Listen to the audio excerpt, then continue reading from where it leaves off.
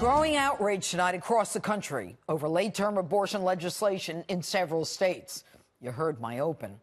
Now take a look at a clip from the 2018 film Gosnell about convicted murderer and abortionist Dr. Kermit Gosnell.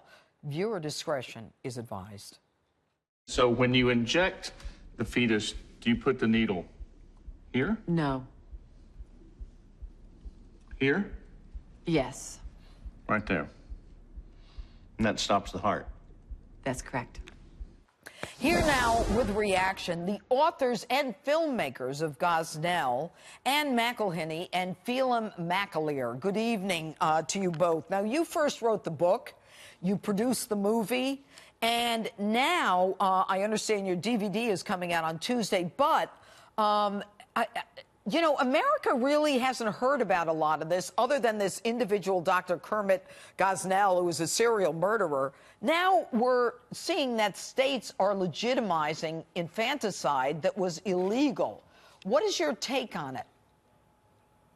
Well, I think it's really interesting. Well, I mean, the reason, our whole motivation, the whole reason that we decided to make this movie, the whole reason was because of the testimony that was heard in the court when Gosnell was on trial. And that testimony described, you know, comfort care. That if a baby was born alive in a botched abortion, you'd just let it die. Eventually it will pass. And we actually, it was the whole reason we made this movie. We decided, you know, we thought, America doesn't know this. Exactly as you said in your introduction, Judge, people don't know this. Ordinary people don't know this. And we thought, you know what, we're going to put this testimony verbatim into this movie because people need to know. Because people, when they know, they don't like it. And that's why we've seen this incredible reaction to what the governor said, to what Representative Tran said.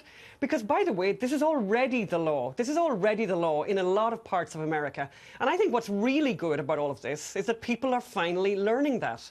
Well, and I'll ask you this, Phelim. I mean, when the detective that you reference in the movie and in the book started the investigations, some of the bodies had disappeared. Where do you think the bodies go? If a mother says, goes in and says, I don't want this baby, third term, 40 weeks, doesn't matter. And they let the baby die or they kill the baby. I'm not sure which happens. You probably know more than I do. What happens to the baby's body? Well, as the person with the undercover videos found out, babies' bodies, aborted babies' bodies are a very valuable commodity in today's America.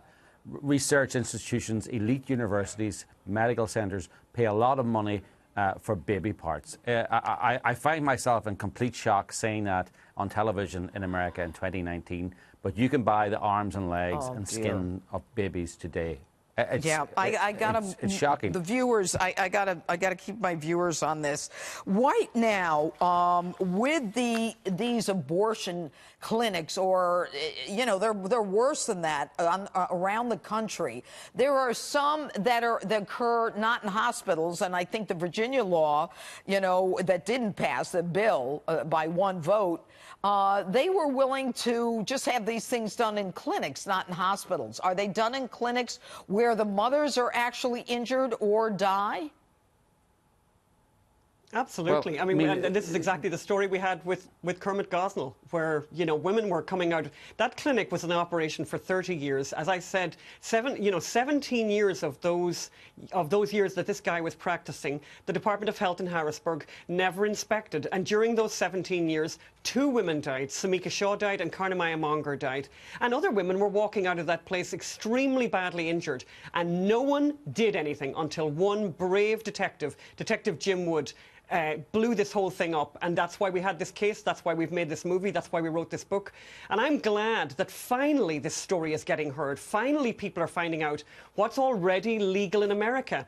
And I would urge people to watch the movie. You know, as you say, it's coming out on Tuesday. It's already available on video on demand, and people are getting an education. We know about 500,000 people have seen the movie already, and they're shocked. We're getting messages from people all over the country who say they didn't know, who said, you know, I didn't know this, and by the way, I don't like this. And these are people from every political persuasion, and they're saying, I've changed. I used to be comfortably pro-choice. I'm not pro-choice anymore. I'm pro-life. People have dedicated their lives. I had a girl the other day just on Instagram. She put a tattoo on her wrist with the letter A representing one of the babies that Gosnell killed, a baby called Baby Boy A. And she actually made a tattoo and said she's dedicating the rest of her life to fighting for these children. Wow. And I think this is something really healthy that's happened recently, Judge, with these particular pronouncements. Finally, people are finding out. And I think the next election could be the abortion election. We'll have Donald Trump on one side defending the most defenseless, and we have the Democrats who want abortion up to 9 months. And I must tell you, Phelim, I mean, I used to prosecute infanticide cases. It was against the law.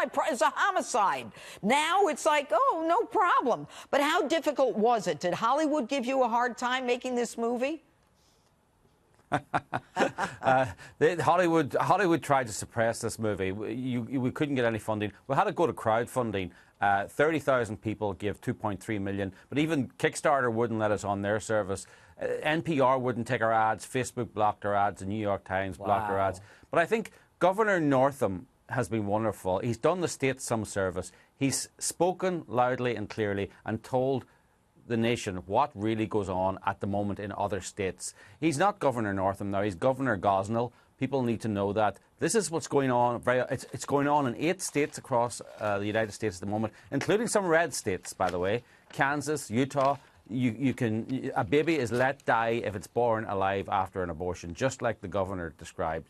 And people should know that. And are they happy with it? Well, you're right. And actually, I call him Governor Mengele. This is horrible stuff. And we could have gotten a lot more specific about how the babies die. But I think the important thing is that the public know, and hopefully the church will get involved. And McElhinney and Phelim McAleer, thank you so much for being with us tonight. It was great. Thanks so much for having us. All right.